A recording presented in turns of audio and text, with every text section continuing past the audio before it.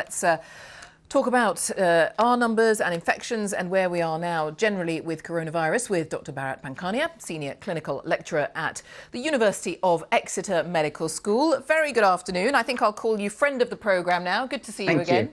Thanks for being with us. I mean, we heard Robert there talking about figures in one part of the country coming down to meet figures in another part of the country coming up. I mean, what is your take on that and what that tells you about how we are all, I don't know, behaving appropriately or not?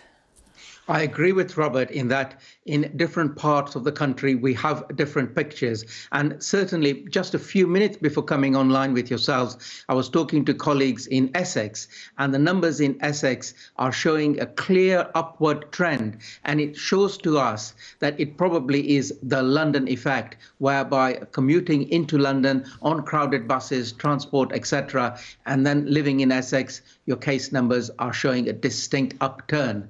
And I think this is mirrored in other places as well, especially where there is poverty.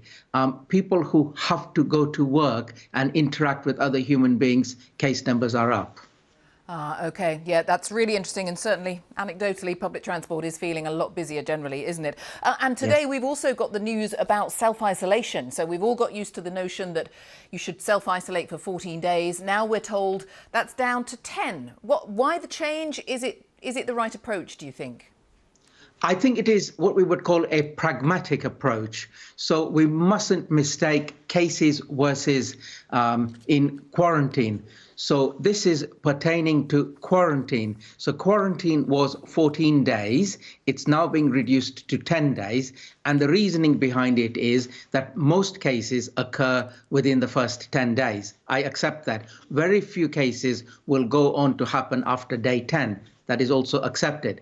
But what we need to be careful about is during those 10 days, if you were to become a case, in other words, have signs and symptoms of illness, then you are a case, you're not in quarantine.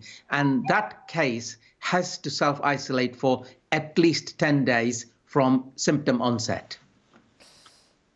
And I'm struck that you describe this as a pragmatic approach. So are you saying that clinically, you feel in an ideal world 14 days would be better, but actually we have to operate within the bounds of what's possible, if you like? Well, indeed. So most of the cases will have occurred within 3 to 5 days, and then majority within 10 days. And then from the 10 to 14 days, a very few number.